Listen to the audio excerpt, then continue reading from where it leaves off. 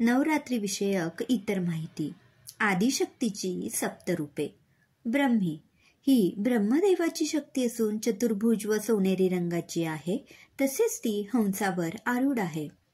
चामुंडी ही त्रिनेत्र व अष्टभुज आहे. म्हैस तिचे वाहन आहे.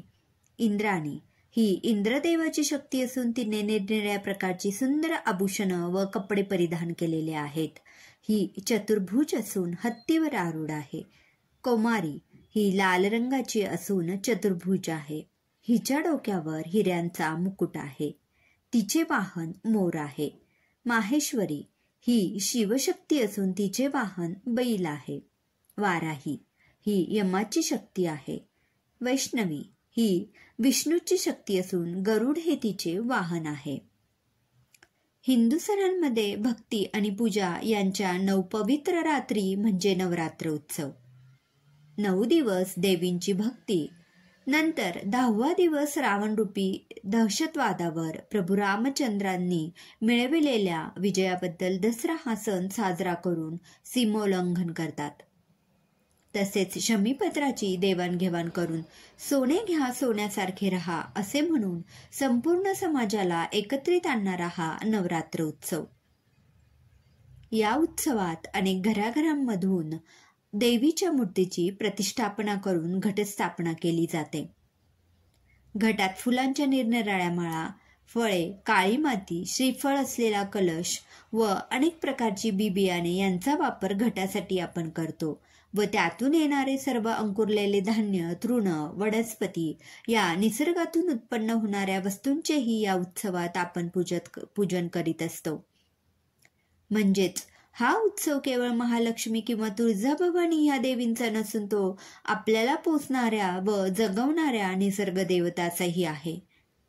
या नवरात्रीमध्ये भारतीय नृत्य संस्कृतीतील महत्त्वाचा प्रकार म्हणजे गरबा पाहावयास मिळतो.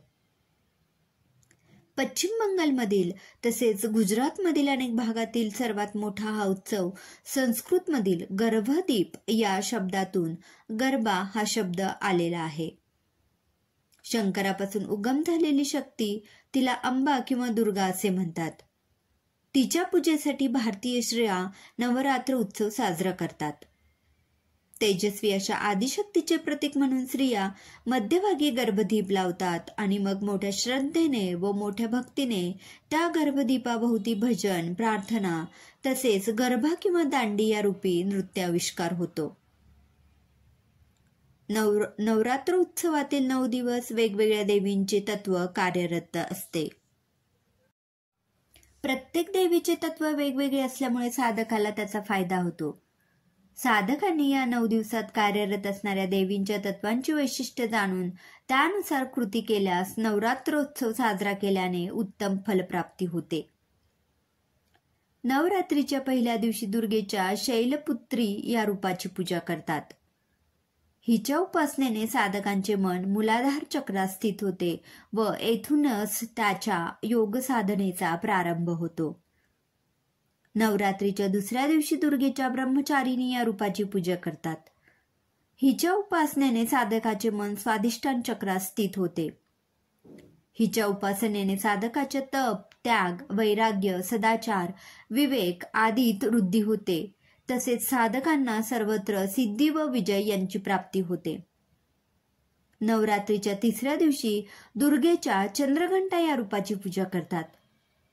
हिच्या उपासनेने साधकाचे मन मणिपूर चक्रात स्थित होते. चंद्रघंटेच्या उपासनेने साधकांच्या सर्व समस्यांचे निवारण होते. चंद्रघंटा ही पापक्षालिनी असून भूताखेतांपासून रक्षण असणारी आहे. नवरात्रीच्या चौथ्या दिवशी दुर्गेच्या कुष्मांडा या रूपाची पूजा करतात. हिच्या उपासनेने साधकाचे मन अनाहत चक्रात स्थित होते. हिच्या उपासनेने साधकांचे सर्व रोग व दुःखे यांचे हरण होते. तसेच त्यांचे आयुर्मान, यश, बळ व आरोग्य यात वृद्धी होते. नवरात्रीच्या 5व्या दिवशी दुर्गेच्या स्कंदमाता या रूपाची पूजा करतात. हिच्या उपासनेने साधकाचे मन विशुद्ध चक्रात स्थित होते. हिच्या उपासनेने भगवान स्कंदाची उपासनाही आपोआप होते. सर्व तऱ्हेच्या इच्छांची पूर्ती, परमशांती व सुख यांचा नितांत अनुभव स्कंदमातेच्या उपासनेने साधकाला येतो. नवरात्रीच्या 6व्या दिवशी दुर्गेच्या कात्यायनी या रूपाची पूजा करतात. हिच्या उपासनेने साधकाचे मन आज्ञाचक्रात स्थित होते. हिच्या उपासनेने साधकांचे रोग, दुःखे, राग, भय आदींचे हरण होते. धर्म, अर्थ, काम व मोक्ष या 4ही पुरुषार्थाची प्राप्ती हिच्या उपासनेने होते. नवरात्रीच्या 7व्या दिवशी दुर्गेच्या कालरात्री या रूपाची पूजा करतात. हिच्या उपासनेने साधकांना दैत्य, दानव, भूतप्रेते यांचा त्रास होत नाही. हिच्या उपासनाने भक्तांची सर्व पापे व विघ्ने यांचा नाश होतो.